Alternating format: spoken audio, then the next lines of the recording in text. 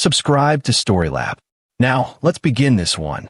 Nathan Horn's hands didn't shake anymore, not like they used to in the first year after he left the service. 12 years as an Army Ranger hand-to-hand combat instructor had carved something permanent into his nervous system, a stillness that settled over him when chaos erupted around him. He was wiping down the bar at McGreevy's Tavern, the dive bar he'd bought with his discharge pay 3 years ago, when his phone buzzed against his hip. The number was St. Catherine's Hospital. His stomach dropped before his brain caught up. Mr. Horn? This is Reba Cervantes from the St. Catherine's Emergency Department. Your son Jacob was brought in about 20 minutes ago.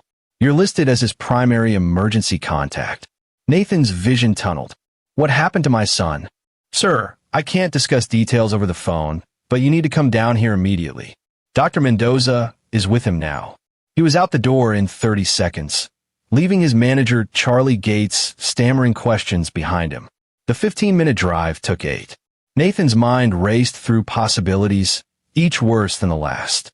Jacob was 9 years old, careful and anxious by nature. Nothing like Nathan had been at that age. The divorce 2 years ago had made him even more withdrawn, especially after Josie married Darren Parker 6 months later. Darren.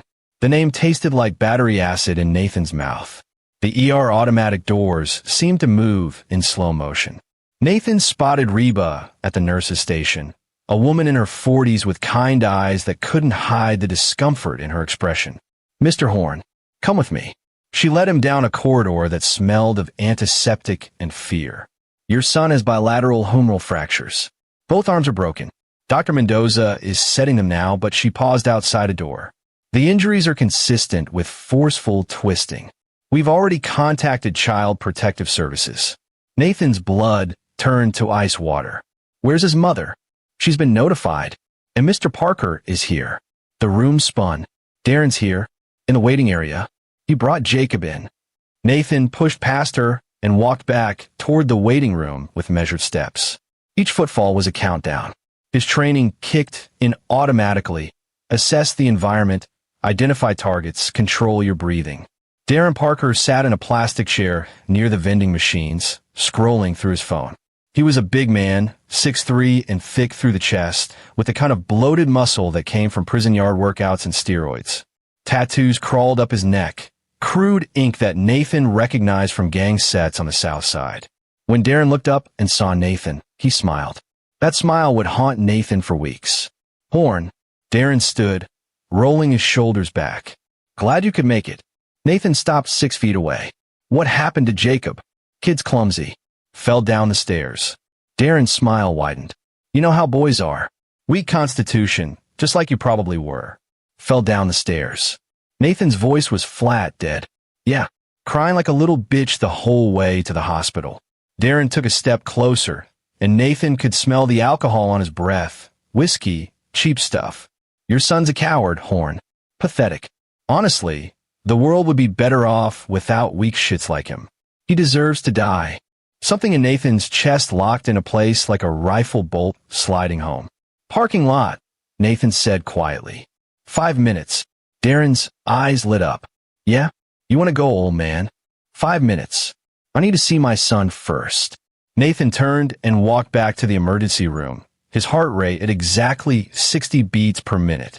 Reba looked at him with concern, but he moved past her to Jacob's room. Dr. Edwin Mendoza, a tired-looking man in his 50s, was finishing the casts on both of Jacob's arms. Jacob's face was tear-streaked and swollen. When he saw Nathan, fresh tears spilled over. Dad, he whispered. I'm sorry. I'm so sorry. Nathan knelt beside the bed, careful not to jostle the casts. You have nothing to be sorry for, Jake. Nothing. You understand me. He said I was being disrespectful. I just asked if I could call you, and he got so mad, Dad. He grabbed my arms and twisted, and I heard them snap, and... Chill. It's okay. You're safe now. Nathan kissed his son's forehead. I'm going to take care of this. Mr. Horn, Dr. Mendoza said carefully, the police are on their way. The injuries are definitely non-accidental. We're keeping Jacob overnight for observation. Nathan nodded. Good. Don't let his mother take him anywhere until I get back. He walked out of the hospital with the same measured pace. The parking lot was mostly empty. It was 11 p.m. on a Tuesday. Darren stood under a flickering light pole, still wearing that smile, cracking his knuckles. "Took you long enough," Darren said. "Josie always said you were soft. Said you couldn't even keep her satisfied. That's why she—" Nathan closed the distance in 3 strides and drove his fist into Darren's solar plexus. The punch wasn't about power. It was about precision. Darren's diaphragm spasmed and his lungs emptied in a shocked wheeze. Before Darren could recover, Nathan swept his leg and drove him face first into the asphalt. The sound of Darren's nose breaking was satisfying in a way that made Nathan hate himself a little. "You broke my son's arms," Nathan said, his knee on Darren's back. "Both of them. He's 9 years old." Darren tried to buck him off, but Nathan shifted his weight and trapped Darren's right arm. He applied pressure to the elbow joint, not enough to break it, but enough to make Darren scream. "You said he deserved to die." Nathan's voice was conversational now, almost gentle. "You smiled about it." "Fuck you." Darren spat blood onto the pavement. "My brother's gonna kill you. Maurice is gonna fucking end you." Nathan applied more pressure. The elbow joint popped, partially dislocated. Darren's scream echoed off the hospital walls. "I counted 3 bones that need to break," Nathan said. "One for each word. Deserves to die. This is number 1. He relocated the elbow with a sharp movement, then moved to Darren's left arm. The second break was a clean fracture of the radius. Painful, but treatable. Darren was sobbing now, all his swagger gone. "That's 2. Nathan stood and rolled Darren onto his back. The bigger man's face was a mask of blood and tears. "Please," Darren whimpered. "Please, man, I'm sorry." Nathan stomped down on Darren's left ankle. The crack was audible even over Darren screaming. 3. Security guards were running across the parking lot now, shouting. Nathan raised his hands and stepped back from Darren's writhing form. "Call the police," Nathan said calmly, "and tell them to get a statement from my son about how his stepfather broke both his arms while he was drunk." The police station holding cell was cleaner than Nathan expected. He sat on the metal bench, hands folded in his lap, breathing steadily. He'd been here 4 hours. They'd taken a statement, photographed his undamaged knuckles. Years of proper technique meant minimal injury to himself, and charged him with assault and battery.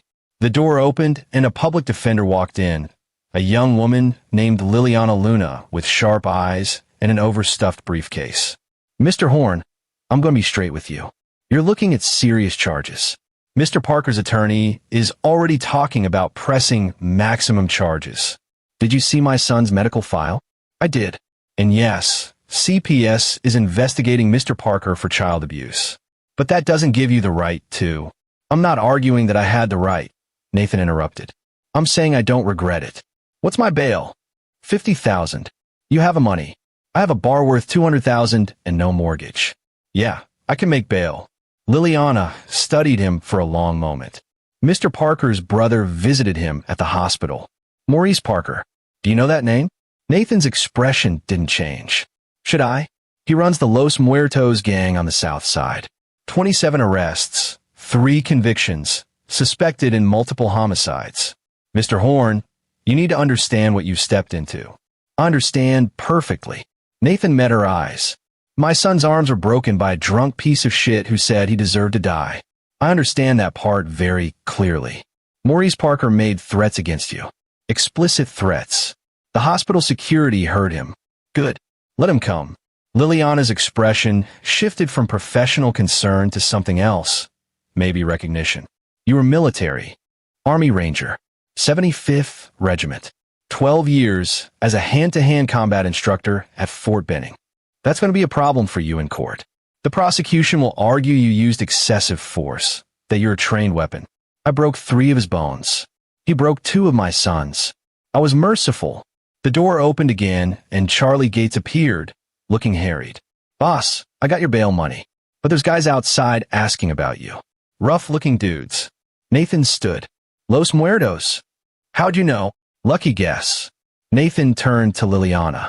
"Get me out of here, and pull whatever strings you can to keep Jacob away from his mother until this is sorted out. Already filed the emergency custody motion. Hearings tomorrow at 9. Liliana hesitated. Mr. Horn, these gang members, you need to take them seriously. I always take threats seriously. Nathan smiled without warmth. I just don't let them dictate my actions. The bail process took another hour.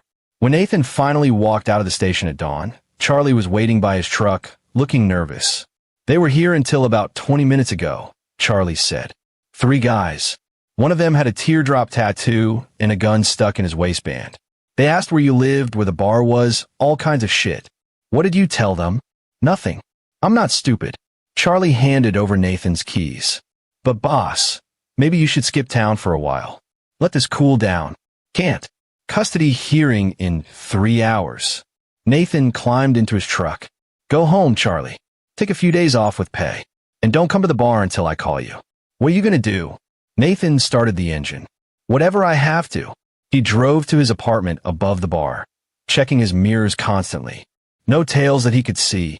The sun was coming up over the city, painting everything in shades of amber and gray. Nathan's phone had 17 missed calls, 12 from Josie, 5 from numbers he didn't recognize. He ignored them all and called the one person he trusted completely. Micah Trujillo answered on the second ring. Nate? Jesus, man, I heard about Jacob. How is he? Stable. Both arms broken. I put the guy in the hospital. Good. Want me to finish the job? Micah had been Nathan's squad leader in Afghanistan, a career ranger who'd retired as a master sergeant and now ran a security consulting firm in Denver. But more importantly, Micah was the kind of friend who'd help you hide a body without asking questions. Not yet, but his brother's a gang leader, Los Muertos. They're making moves. How many guys? Unknown. They showed up at the police station while I was being processed. You at your place? Yeah. I'm 12 hours out. Can you hold until then? Nathan looked at the sunrise and thought about his son's broken arms, about Darren's smile, about the way Jacob had apologized as if any of this was his fault. Yeah, he said finally. I can hold. He hung up and went inside to shower and change. The custody hearing was in 2 hours, and Nathan needed to look like a responsible parent, not a man planning a war. But war was coming. He could feel it in his bones, in the old instincts that 12 years of training had burned into his DNA. Maurice Parker had made the biggest mistake of his life when his brother touched Nathan's son. Now, Nathan just had to make sure Maurice understood that before the end. The family court building smelled like stale coffee and broken dreams. Nathan sat outside courtroom 3B in his only suit, a navy blue number he'd worn to his father's funeral 3 years ago. Liliana Luna sat beside him, reviewing papers with sharp, economical movements. Josie arrived 15 minutes late with a different lawyer, a slick-looking man named Augustin Stewart who wore gold cufflinks and an expression of practiced sympathy. Josie wouldn't meet Nathan's eyes. She looked exhausted, her blonde hair pulled back in a messy ponytail, dark circles under her eyes that makeup couldn't quite hide. All rise, the bailiff announced. Judge Whitney Gallagher was a woman in her 60s with steel gray hair and a reputation for no-nonsense rulings. She reviewed the emergency custody petition with a frown that deepened with every page. Mr. Stewart, your client's current husband is in a hospital with multiple fractures sustained in an altercation with Mr. Horn. He's also under investigation by Child Protective Services for allegedly breaking the minor child's arms. Is that correct? Your Honor, the circumstances are complicated. It's a yes or no question, counselor. Yes, Your Honor, but... And Mr. Horn responded to his son's hospitalization by assaulting Mr. Parker in a hospital parking lot. Also correct. Liliana stood. Your Honor, if I may, Mr. Horn was informed at the hospital that his son had bilateral arm fractures consistent with forceful twisting. Mr. Parker was intoxicated and, according to multiple witnesses including hospital staff, made statements indicating he had intentionally harmed the child and expressing the view that the child deserved to die. Mr. Horn's response, while legally problematic, was that of a father protecting his child from an immediate threat. Judge Gallagher turned to Josie. Mrs. Parker, what's your position on this? Josie stood slowly. Your Honor, I didn't know Darren had been drinking. I was at work. When I got the call about Jacob, I thought it was an accident. Do you believe your husband intentionally harmed your son? The courtroom went silent. Nathan watched Josie's face cycle through emotions: fear, guilt, denial, and finally something that looked like resignation. "I don't know," she whispered. "But he's been scared lately. I thought he was just adjusting to the new marriage, but what, Mrs. Parker? He's been flinching around Darren. And there were bruises last month that Darren said came from roughhousing." Tears started down her cheeks. "Oh God, what have I done?" Judge Gallagher's expression softened slightly. "Mr. Stewart, does your client oppose temporary full custody being granted to Mr. Horn pending the CPS investigation?" Augustine Stewart leaned over to whisper to Josie. She shook her head firmly. "No, Your Honor. Mrs. Parker agrees that Jacob should stay with his father until this is resolved." "Very well. Temporary full custody to Mr. Horn. Mrs. Parker will have supervised visitation rights pending the outcome of the investigation. We'll reconvene in 30 days. The gavel cracked. Next case. Outside the courtroom, Josie finally approached Nathan. Her lawyer tried to pull her back, but she shook him off. "Nate, I'm sorry. I'm so sorry." Nathan looked at the woman he'd once loved, the woman who'd given him his son, and felt nothing but cold distance. "You married a man who beat our son, Josie. You didn't see the signs, or you ignored them. Either way, you failed Jacob. I know, fresh tears, but you need to be careful. Darren's brother Maurice, he's dangerous. He came by the house this morning making threats." "What kind of threats?" "He said you broke his baby brother's bones, and he's going to break everything you love. He said it was going to be slow." "Nathan, he scared me more than anyone ever has. These aren't normal people. I know what they are." Nathan started walking toward the parking garage. "Go home, Josie. Stay away from Maurice and stay away from Darren. If you're smart, you'll file for divorce today. I already called a lawyer." Nathan paused, looking back at her. "Good. That's good." He drove straight to St. Catherine's Hospital. Jacob was being discharged into his care, and Nathan had already arranged for his son to stay with his sister Beulah Lyons in Portland for a few weeks, far away from whatever was about to happen. Reba Cervantes was waiting with Jacob when Nathan arrived. His son looked small and fragile in a wheelchair, both arms in bright blue casts. "Dad!" Jacob's face lit up despite the obvious pain. Nathan knelt down and hugged him carefully. "Hey, buddy, ready to get out of here? Are you in trouble?" "Because of me?" "No, because of Darren. And that's not your fault, Jake. None of this is your fault. Darren called me weak. He said you were weak too." Nathan looked into his son's eyes, his mother's eyes, bright and full of fear and hope. "Jake, there's different kinds of strength. The kind that matters isn't about muscles or fighting. It's about standing up when you're scared, about protecting people who can't protect themselves. You were strong when you asked to call me, even though you knew it would make Darren angry. That took real courage. He said I deserved to die." The words hit Nathan like a punch. Hearing them from Jacob's mouth, in that small, scared voice, made something crack in Nathan's chest.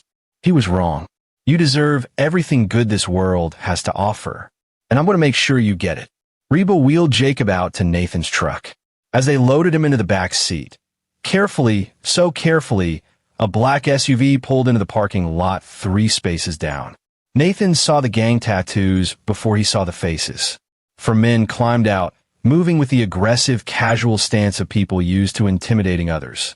The leader was tall and lean, with a shaved head and a sprawling neck tattoo that read Muertos. Maurice Parker. He looked exactly like his brother would have in 10 years if Darren hadn't chosen the easy route of steroids and prison workouts. Same bone structure, same cold eyes. But Maurice moved differently. Calculated, controlled, dangerous in a way Darren had only pretended to be. "Nathan Horn," Maurice said. It wasn't a question. "We need to have a conversation." "Not now. My son's in the car." "Yeah, I can see that. Cute kid. Shame about his arms." Maurice smiled without warmth. "My brother's in ICU. 3 breaks, partial dislocation, severe facial trauma. You did a number on him. He touched my son, so I heard. Thing is, Darren's blood. Family. And nobody puts their hands on my family without consequences." Maurice gestured to the men behind him. "This is Quentin, Enrique, and Van. They work for me. And right now, they're very interested in making you understand how serious this situation is. Nathan positioned himself between the SUV and his truck. Walk away. This doesn't have to escalate. Oh, but it does. See, word gets out that some ex-military motherfucker can beat down a Parker and walk away. That's bad for business. Bad for reputation. Maurice took a step closer. So here's what's going to happen. You're going to apologize to my brother. You're going to pay his medical bills. And you're going to give me $50,000 for my trouble. And if I don't, Morris's smile widened. Then your bar burns down. Your apartment burns down. Maybe you have a sister? Beulah Lyons lives in Portland? Maybe something happens to her. Maybe something happens to your boy there with the broken arms. Nathan's vision went red around the edges. Every fiber of his training screamed at him to attack, to end these threats permanently. But Jacob was 3 feet away, scared and helpless. You got 48 hours, Maurice continued. Apologize, pay up, or suffer. Your choice. He turned and walked back to the SUV with his crew. Nathan memorized every detail, the license plate, the faces, the way each man moved. Quentin favored his left leg. Enrique kept his right hand near his waistband where a gun likely sat. Then was built like a linebacker, but moved like someone who'd done time and learned to be cautious. Dad! Jacob's voice was small and scared. Who was that? Nathan turned back to his son and forced his expression to soften. Nobody important, buddy. Let's get you to Aunt Beulah's house. But as he drove out of the parking lot, Nathan was already planning. Maurice Parker had made 2 critical mistakes. First, he'd threatened Nathan's son. Second, he'd given Nathan a 48-hour timeline. That was more than enough time for a man like Nathan Horn to prepare for war. The drive to Portland was 6 hours. Nathan used every minute to think, to plan, to remember his training. By the time he delivered Jacob safely to his sister's house, a cozy suburban home where Beulah promised to keep Jacob entertained and safe, Nathan had the skeleton of a plan. Micah Trujillo was waiting at Nathan's apartment when he got back to the city at midnight. The retired master sergeant looked exactly as Nathan remembered, compact and dangerous, with gray threading through his dark hair and scars that told stories he'd never share with civilians. Good to see you, brother, Micah said, pulling Nathan into a hard hug. Thanks for coming. You kidding? After all the shit we've been through. Micah walked into the apartment and set down a heavy duffel bag. I brought party favors. Nathan knew what that meant. He unzipped the bag and found a small arsenal, 2 SIG Sauer P320S, a Remington 870 shotgun, ammunition, body armor, night vision goggles, and enough surveillance equipment to run a small CIA operation. Micah, I can't ask you to. You didn't ask. I volunteered. Micah's expression went hard. These gang bangers threatened your boy. That means they threatened my nephew, far as I'm concerned. So what's the play? Nathan spread out everything he knew. Maurice Parker, Los Muertos gang, estimated 20 to 30 members operating out of the South Side. Drug distribution, protection rackets, suspected contract killings. Maurice himself had spent time in prison for assault and weapons charges, but had gotten smart. Now, he kept his hands clean while his crew did the dirty work. 48-hour deadline, Nathan said. Maurice expects me to fold. He thinks I'm just some washed-up veteran who got lucky with his brother. So we hit him first. Not yet. We gather intelligence. Find weaknesses. Maurice made this about my son, which means he doesn't understand what line he crossed. Nathan looked at his old squad leader. We're not just going to beat them. We're going to dismantle them piece by piece until Maurice Parker wishes he'd never heard my name. Micah grinned. Now you're talking my language. Where do we start? The bar. Los Muertos runs protection on small businesses in that neighborhood. I never paid, which means they know I'm not easily intimidated. But I bet they have surveillance on the place. We use that. They work through the night, planning and preparing. By dawn, Nathan had a list of targets, a timeline, and a growing sense of cold purpose. This wasn't about revenge. Revenge was emotional, sloppy. This was about elimination of a threat. Maurice Parker and his gang were problems that needed solving, and Nathan had 12 years of training in solving exactly these kinds of problems. The 48 hours started ticking. and Nathan Horn was going hunting. The south side of the city looked different in daylight. Less menacing, almost normal. Nathan drove past the known Los Muertos hangouts with Micah in the passenger seat, both of them wearing civilian clothes and baseball caps, looking like just two guys out running errands.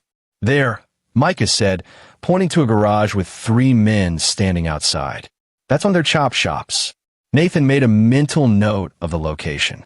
They spent the next 6 hours mapping territory. Bars where gang members drank, houses where they likely lived, the warehouse where Maurice supposedly ran his operations. By evening, they had a comprehensive picture. 22 confirmed members, Micah said, reviewing their notes back at the apartment.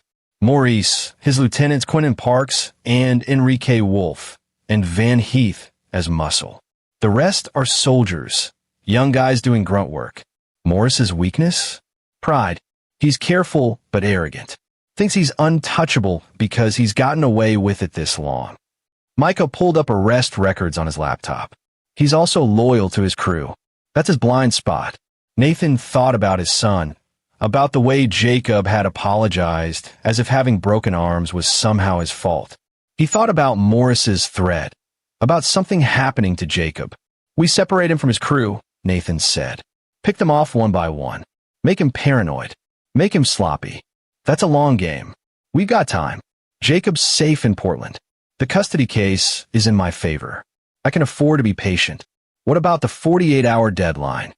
Nathan smiled without humor. I'm going to meet it, just not the way Maurice expects.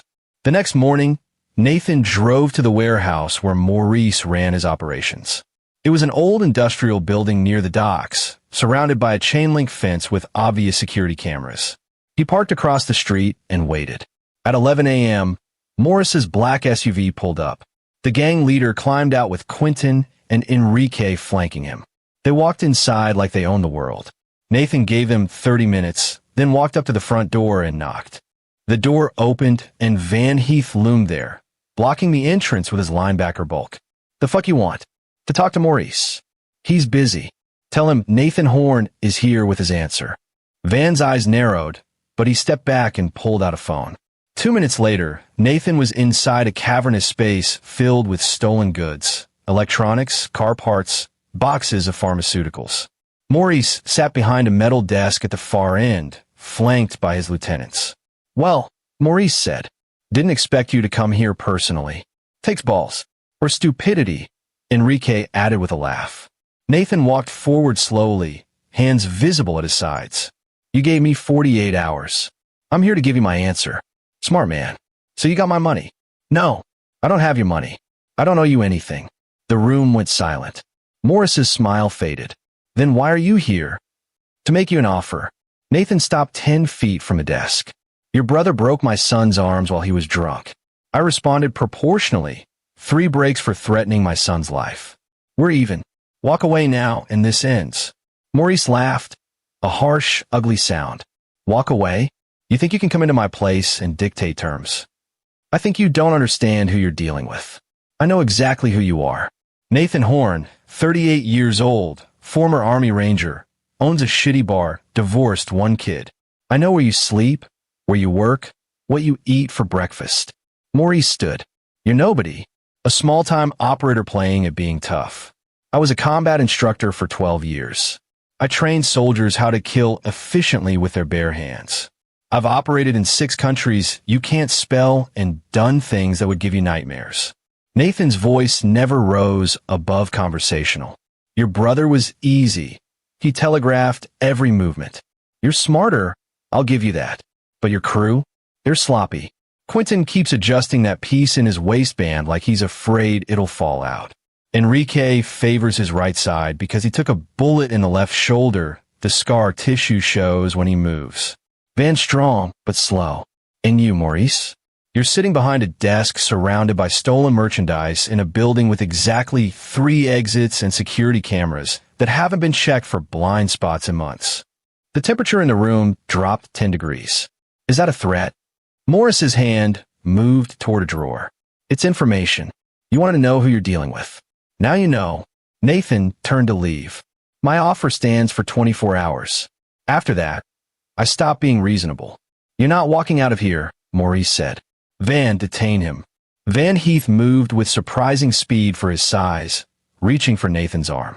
Nathan pivoted, trapped Van's wrist, and used the big man's momentum to send him crashing into a stack of boxes.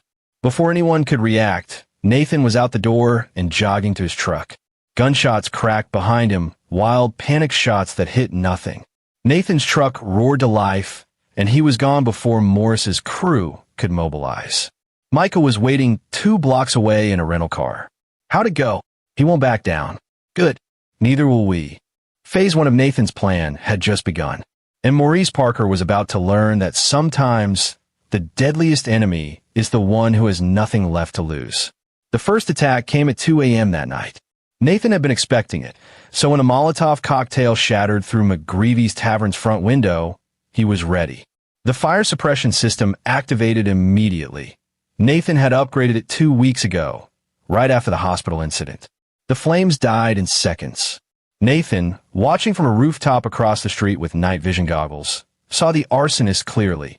A young Los Muertos soldier named Danny, or barely 20 years old with the gang's tattoos fresh on his neck. "Got him," Micah said from beside Nathan. He was filming everything with a night vision camera. "That's enough for the police. We're not calling the police." "What then?" Nathan watched Danny run back to a waiting car, driven by another gang member. "We follow him home." They tailed the car to a rundown apartment building on the south side. Danny went inside alone, the driver leaving him there. Nathan and Micah waited until the lights in a third-floor apartment clicked on. "He lives with his mother," Micah said, checking property records on his phone. "Nadia McKee, 52, works 2 jobs. Nathan thought about that. A kid in a gang, probably thinking it was his only option, living with a mother who was working herself to death, trying to keep him out of trouble. "We're not touching him," Nathan decided. "He just tried to burn down your bar. He's a kid following orders. Maurice is the problem." Nathan lowered the binoculars. "We're going after the lieutenants. Cut off the head, the body dies."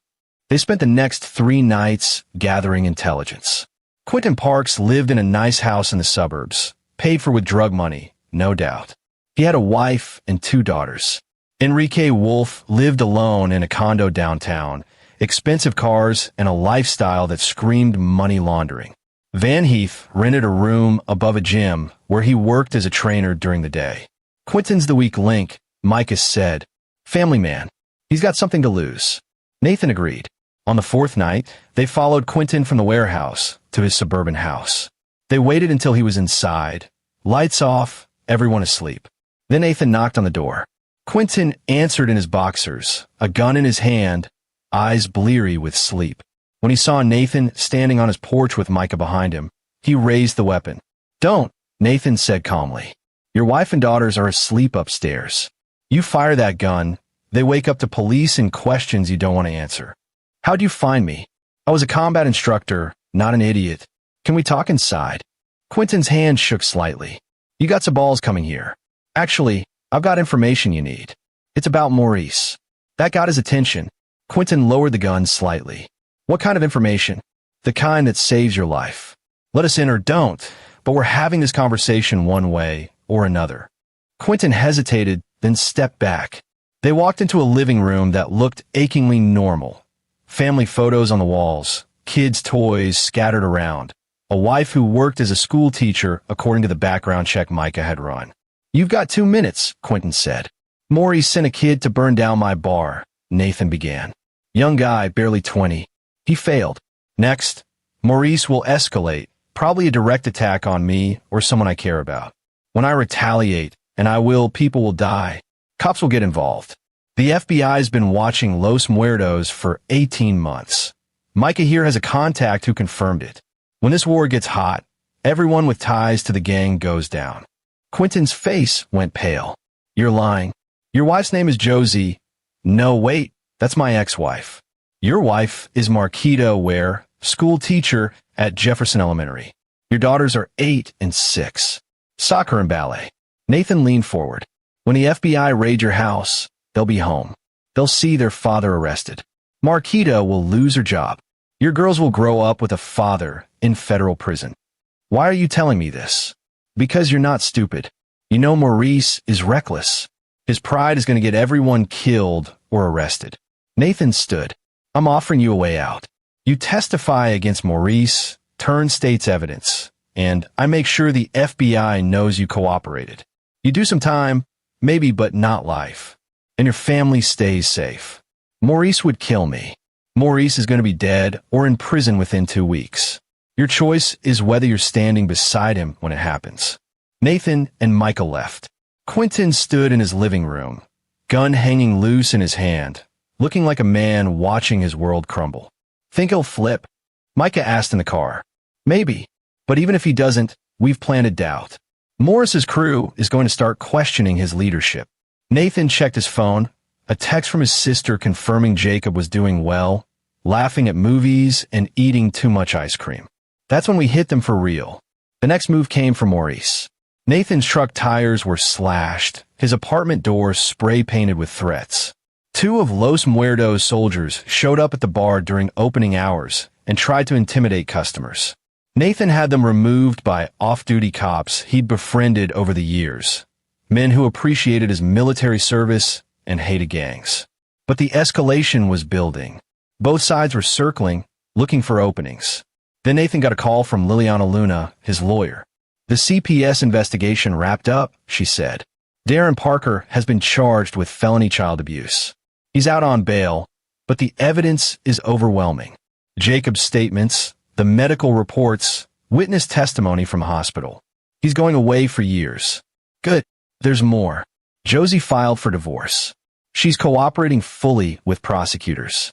She wants full immunity in exchange for testifying about Darren and Morris's criminal activities. Nathan sat up straight.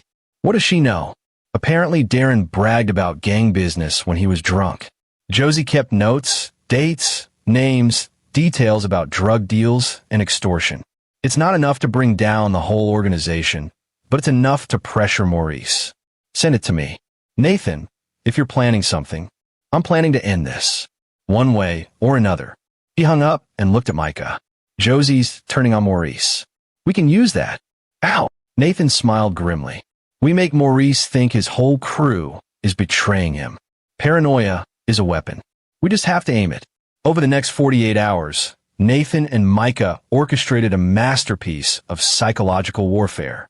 Anonymous tips to Maurice about Quentin meeting with federal agents. False tips, but convincing ones. A planted bug in the warehouse that Morris's crew found, making them think someone was informing. Stage conversations near Los Muertos hangouts where undercover cops were heard discussing their source inside Parker's organization. Morris's response was predictable: violence. He accused Quentin of betrayal during a meeting. Nathan knew because Van Heath, who'd been left out of Morris's inner circle after Nathan embarrassed him at the warehouse, had started feeding information to Micah in exchange for cash. They're falling apart, Van said during a clandestine meeting in a parking garage. Maurice beat the shit out of Quentin, said he was going to kill anyone who betrayed him. Half the crew is scared, the other half is planning to run. What about Enrique? Still loyal. He's Morris's right hand, but even he's starting to question things. Nathan nodded. Tell Maurice I want to meet. Neutral ground. Just him and me. He'll never go for it. Tell him I have information about who's really betraying him. Tell him if he doesn't meet me, everyone he loves will be in federal custody by tomorrow. Van looked skeptical, but agreed to pass along the message. 2 hours later, Nathan's phone buzzed. A text from an unknown number with an address and a time. Midnight. An abandoned factory on the edge of town. It's a trap, Micah said immediately. Of course it is. That's why you're going to be on Overwatch with that Barrett M82 you definitely didn't bring across state lines. Micah grinned. I would never do something illegal like that. They prepared carefully. Body armor, weapons, extraction plans, fallback positions. Nathan had learned in Afghanistan that walking into a trap was fine as long as you knew it was a trap and had your own trap ready. At 11:30 p.m., Nathan drove to the factory alone. Micah was already in position on a rooftop 300 meters away, invisible in the darkness with his sniper rifle and night vision equipment. Maurice was waiting inside with Enrique and 3 other soldiers. No sign of Quentin or Van. You came, Maurice said. He sounded surprised. You offered a meeting? I'm here. Nathan stopped 20 feet away. Where's your crew falling apart? What are you talking about? Quentin. He hasn't been seen in 2 days. Van's selling information to anyone who'll pay. Your drug shipments are being intercepted. The FBI knows your schedule. Nathan watched Morris's face. Someone's betraying you, Maurice. Multiple someones. Your organization is collapsing. You're lying. Am I? Then why did Quentin's wife file a police report yesterday, saying she hasn't seen him? Why did 3 of your soldiers disappear? Why are the feds watching your warehouse right now? Maurice pulled a gun. You did this. You turned my people against me. I didn't have to. You did that yourself when you threatened my son. Nathan kept his hands visible. But I'm here to offer you something. What? Prison. You turn yourself in, plead guilty to assault, extortion, drug trafficking. You do 20 years. Or you keep fighting and everyone you know dies, including your brother Darren, who's already facing charges and will definitely take a deal to reduce his sentence by testifying against you. Morris's hand tightened on the gun. You're insane. I'm a father. You threatened my child. There's no version of this where you win. Nathan took a step forward. The question is how many people die before you accept that. Enrique raised his weapon. Boss, let me kill this motherfucker. Wait, Maurice said. His eyes were calculating now, looking for angles. You said you had information about who's betraying me. I do. Want to know who it is? Tell me. Everyone. Nathan smiled coldly. Quentin's talking to the FBI, has been for 3 weeks. Van's been selling your schedule to rival gangs. Even Enrique here has been skimming money from drug sales. Enrique exploded. That's bullshit. Is it? Nathan pulled out his phone and showed a photograph, doctored but convincing, of Enrique meeting with a known rival gang member. Taken 4 days ago. How much did they pay you, Enrique? That's not real. Maurice doesn't know that, Nathan said calmly. And that's when everything fell apart. Maurice turned on Enrique, paranoia and rage twisting his features. Enrique raised his gun defensively. The other soldiers didn't know who to point their weapons at. Nathan dove for cover as the first shot rang out. Micah's voice crackled in Nathan's earpiece. I've got multiple targets. Say the word. Only if I'm in danger. Let them burn each other. The gunfight lasted 30 seconds. When it ended, Enrique was dead, Maurice was wounded in the shoulder, and 2 soldiers were running for their lives. Nathan emerged from behind a concrete pillar with his weapon drawn. Maurice lay on the ground, bleeding, his gun 6 feet away. It's over, Nathan said. Fuck you. I gave you a chance to walk away. You chose this. Nathan kicked the gun further away. Darren hurt my son. You threatened to hurt him more. Everything that's happened since then, that's on you. Police sirens wailed in the distance. Micah had called them the moment shooting started. You set this whole thing up, Maurice gasped. The paranoia, the betrayals. I told you. I was a combat instructor. I taught soldiers how to break enemy formations from the inside. You never had a chance. Nathan holstered his weapon and started walking away. Enjoy prison, Maurice. Maybe you and your brother can share a cell. He met Micah at the extraction point 2 blocks away. They disappeared into the night as police swarmed the factory. 3 weeks later, Nathan sat in a booth at McGreevy's tavern watching the evening news. Maurice Parker was being sentenced to 30 years for murder. Enrique's death, caught on Nathan's phone camera and showing Maurice firing first. Darren Parker had taken a plea deal, 15 years for felony child abuse.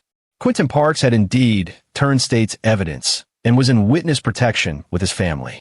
Los Muertos was shattered, its remaining members arrested or scattered. Jacob came running into the bar, his cast finally removed, his arms thin but healing. Dad, look, I can move them again. Nathan scooped his son into a careful hug. That's great, buddy. How do they feel? Weird, but good. Jacob hesitated. Did you hear about Darren? I did. I'm glad he's going to jail. Does that make me bad? No, Jake.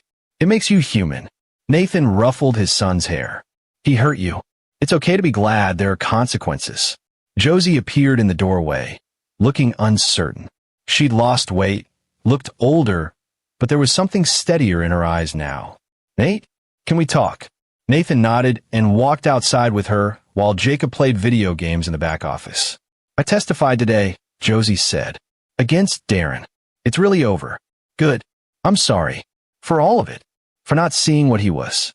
For putting Jacob in danger. Nathan studied his ex-wife. They'd loved each other once, built a life together, created a son. That had to count for something. You made mistakes. So did I.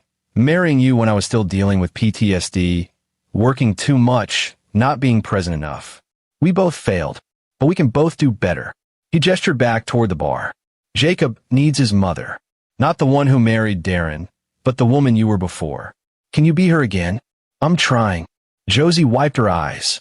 The therapist says I have codependency issues. I'm working on it. Keep working.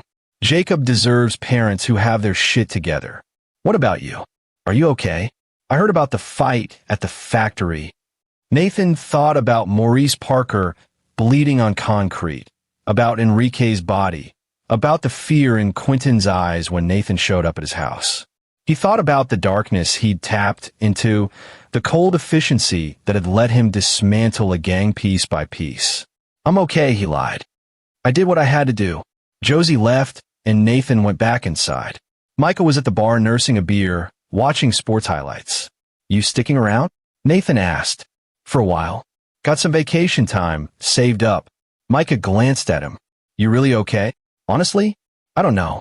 I set out to protect my son and ended up orchestrating the destruction of a criminal organization. People died. I manipulated, lied, and used every dirty trick I learned in the military. You protected your family. I know, but I also liked it. The planning, the execution, watching everything fall into place. Nathan poured himself a drink. That should scare me, right? You're asking the wrong guy. I've killed people professionally for 20 years. Micah raised his glass. Here's to doing bad things for good reasons. They drank in silence. 6 months later, Nathan stood in family court again. This time the hearing was to finalize the custody arrangement. Josie had completed court-mandated therapy, held down a steady job, and proved herself capable of supervised visitation that had gradually expanded to unsupervised time. Judge Gallagher reviewed the case files with her characteristic thoroughness. Mr. Horn, Mrs. Morgan. She's gone back to her maiden name. The court has reviewed all materials including therapy reports, home studies, and Jacob's own preferences as expressed to the child psychologist. She looked over her reading glasses at both of them. Joint custody with primary physical custody to Mr. Horn. Mrs. Morgan will have alternating weekends and Wednesday evenings. Does this arrangement suit both parties? Nathan and Josie both agreed. Outside the courthouse, Jacob ran to both of them with a gap-toothed smile. He'd grown 2 inches, was back in school, and, according to his therapist, was processing the trauma with age-appropriate resilience. Can we get ice cream? Jacob asked. Nathan looked at Josie, who nodded. They walked together to the ice cream shop 3 blocks away. Not a family anymore, but something new. 2 people united by love for their child and determination to do right by him. McGreevy's Tavern was thriving. Word had spread about what Nathan had done. Not the details, but enough. The neighborhood respected him, protected him. His bar became a place where veterans gathered, where people who'd been victimized by gang violence felt safe, where community mattered. Micah stayed on as silent partner and head of security. He hired other veterans, men and women who needed purpose and found it in protecting something good. Nathan never went looking for violence again. But violence has a way of finding certain people, and when it did, Nathan was ready. 2 years later, when a domestic abuser threatened a waitress who worked at his bar, Nathan had a quiet conversation with a man in the parking lot. The abuser left town and never came back. 3 years after that, when a corrupt city councilman tried to seize Nathan's property through an illegal eminent domain claim, Nathan used everything he'd learned about leverage and pressure to expose the councilman's bribery schemes. The councilman resigned in disgrace. People started calling Nathan when they had problems the law couldn't or wouldn't solve. He never advertised his services, never asked for payment. But quietly, carefully, Nathan Horn became someone you went to when you needed justice that the system couldn't provide. Jacob grew up knowing his father was unusual, that people treated him with a mixture of respect and wariness. On his 16th birthday, Nathan took him camping and told him the full story of what had happened with Darren and Maurice. "You killed people," Jacob said quietly. "Not directly, but my actions led to deaths." "Yes. Do you regret it?" Nathan looked at his son, almost as tall as him now, strong and confident, with his mother's kind eyes and Nathan's stubborn jaw. "I regret that it was necessary, but I don't regret protecting you. I'd do it again, Jake. Every time." Jacob was quiet for a long moment. "Darren said I was weak, that I deserved to die. I remember, but I'm not weak. You taught me that. Being strong doesn't mean being violent. It means standing up even when you're scared. It means protecting people who can't protect themselves. It means doing what's right even when it's hard." Nathan pulled his son into a hug.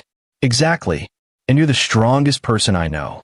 20 years later, Nathan Horn was 58 years old and still running McGreevy's Tavern.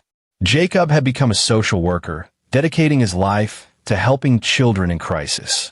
Micah had retired fully and spent his days fishing and telling war stories that might or might not be true. One evening, a young man came into the bar. He had gang tattoos on his neck, old ones, faded and covered with new ink of flowers and crosses. Nathan recognized him after a moment. Danny, or the kid who'd thrown a Molotov cocktail through his window 20 years ago. "Mr. Horn," Danny's voice shook. "I don't know if you remember me. I remember. I came to apologize. For the fire. For everything. Maurice Parker recruited me when I was 17. Told me it was the only way to make money, to be someone. I was stupid. You were a kid. I was old enough to know better." Danny pulled out a business card. "I run a youth center now. Help kids stay out of gangs. I wanted you to know that what you did, taking down Maurice, it saved lives. Mine included." Nathan took the card. "You did that yourself. You made the choice to change. But you gave me the chance. Los Muertos fell apart, and guys like me had to find another path." Danny extended his hand. "Thank you." They shook hands. The man who'd nearly destroyed Nathan's bar and the man who destroyed a gang empire to protect his son. After Danny left, Nathan stood behind his bar and looked around at the walls covered in photos. Jacob's graduation, Micah's retirement party, veterans reunions, community events. A life built not on violence, but on the aftermath of violence, on the choice to protect rather than destroy. His phone buzzed. A text from Jacob. "Dad, Sarah and I have news. We're pregnant. You're going to be a grandfather." Nathan smiled, feeling something warm and genuine spread through his chest. A grandchild, a new generation, a chance to teach someone else about strength and kindness, about protecting the weak and standing up to bullies, about being the kind of person who makes the world better rather than worse. He texted back, "Congratulations. I love you." And in that moment, Nathan Horn knew that everything he'd done, all the violence, all the darkness, all the nights spent planning and fighting and surviving, had been worth it, because his son was safe, happy, and about to become a father himself. Because the cycle of violence had ended with Nathan's generation, not continued to Jacob's. That was the real victory. Not defeating Maurice Parker or protecting his bar or becoming someone people feared. The victory was in Jacob's laugh, in his choice to help children instead of hurt them, in the fact that he'd grown up knowing he was loved and protected and valued. Maurice Parker died in prison at 61, shivved by a rival gang member over a dispute about cigarettes. Darren Parker got out after 12 years on good behavior and died of a heart attack 2 years later, alone in a studio apartment. Nathan Horn lived to 83, surrounded by family, Jacob and his wife, 3 grandchildren who adored him, Josie who'd become a friend again after years of distance, and Micah who stayed loyal until the end. At his funeral, 100 people came to pay respects. Veterans, bar regulars, people whose lives he'd touched or saved or improved.